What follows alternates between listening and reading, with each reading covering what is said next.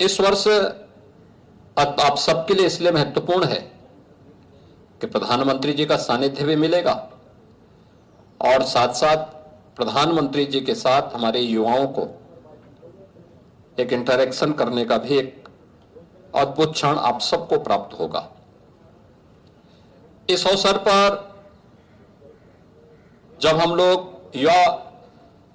राष्ट्रीय युवा उत्सव के लिए इस प्रतिभागी टीम को यहां से रवाना कर रहे हैं, तो 3 प्रकार के आयोजन में आपको भागीदार बनना है।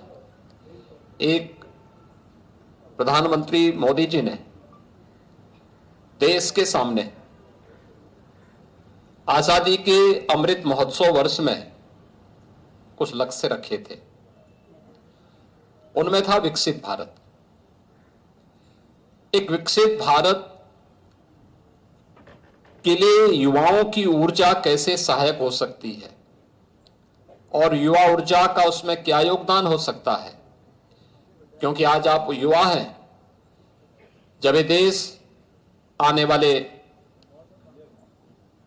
22-23 वर्षों में अपनी शताब्दी वर्ष मना रहा होगा, उस समय आप भी अपने जीवन के युवा अवस्था को पार करके आगे बढ़ चुके होंगे, जीवन के अलग अलग क्षेत्र में कार्य कर रहे होंगे। उन स्थितियों में उस समय का भारत कैसा चाहिए, उस भारत के निर्माण की कार्य योजना जो आज देश के अंदर तैयार हो रही है, उस कार्य योजना में कौन कौन से ऐसे महत्वपूर्ण पहलू होंगे जिनको हम आगे बढ़ा करके लेके चल सकते हैं। एक पक्ष विकसित भारत को लेकर के युवाओं की क्या भूमिका होने वाली है, दूसरा जीवन के प्रत्येक क्षेत्र में, जिस भी क्षेत्र में हम काम कर रहे हैं उसमें युवाओं की क्या भूमिका होगी। खासतौर पर एक युवा सार्वजनिक जीवन में आता है, उसके बाद संवाद की कला है कि नहीं है। एक राजनेता वही सफल हो सकता है जिसमें संवाद की कला हो। अगर वह संवाद की कला में माहिर नहीं तो वह कभी सफल राजनेता नहीं हो सकता है।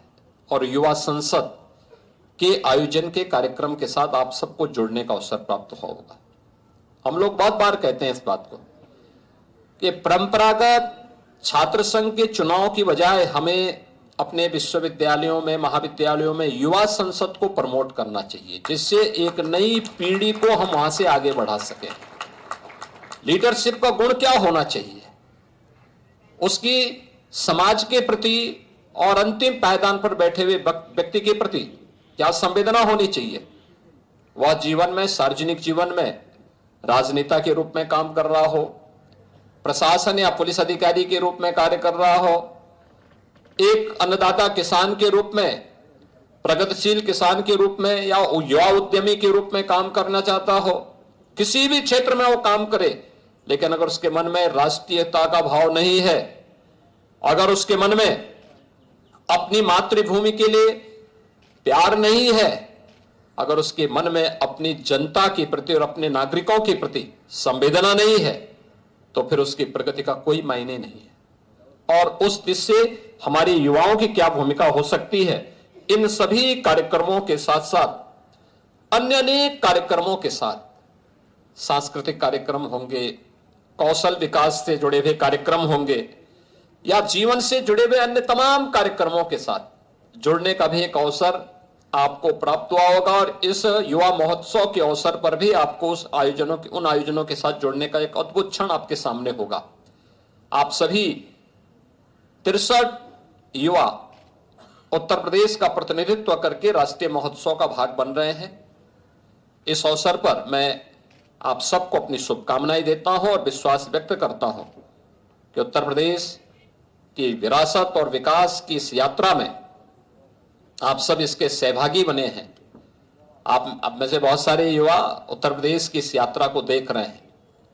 पिछले 7-8 वर्षों के अंदर उत्तर प्रदेश जिस विकास की यात्रा को तेजी के साथ आगे बढ़ाया है, जिसने आज से 10 वर्ष पहले के उत्तर प्रदेश को देखा होगा, उसका स्मरण शक्ति अगर इतनी मजबूत है तो वह उस समय अपने को उत्तर प्रदेश का वासी कहने में संकोच करता था।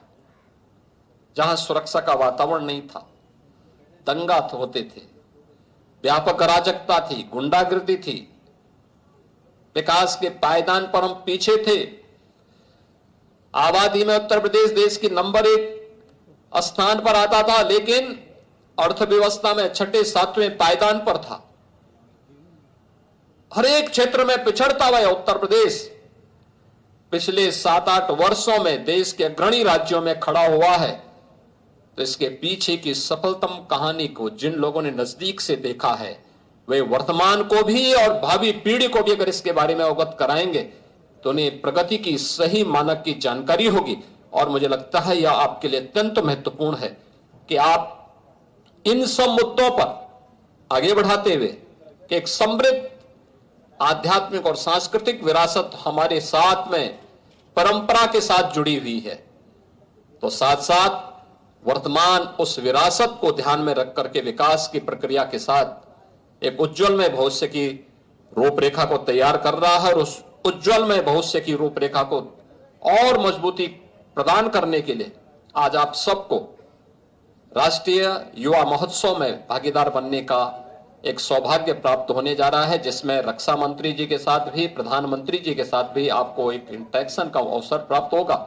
इस अवसर पर मैं आप सबको हृदय से अपनी शुभकामनाएं देता हूं और विश्वास है कि आप वहां जाकर के उत्तर प्रदेश की अमिट छाप को प्रस्तुत करने में सफल होंगे। उत्तर प्रदेश की अलग अलग क्षेत्रों की सांस्कृतिक कार्यक्रमों को, उत्तर प्रदेश के 1 डिस्ट्रिक्ट 1 प्रोडक्ट की प्राचीन उस विधा को, जो कौशल विकास का एक अद्भुत उदाहरण था, उसको भी वहां प्रस्तुत करने में सफल होंगे। मैं युवा कल्याण विभाग से कहूंगा कि जब स्किल डेवलपमेंट की बात होती तो स्किल डेवलपमेंट केवल वह नहीं है जो आज हम देख रहे हैं, वह भी स्किल डेवलपमेंट था जिसने कभी मुरादाबाद को ब्रॉस के एक महत्वपूर्ण केंद्र के रूप में विकसित किया होगा, उसका एक केंद्र बनाया होगा।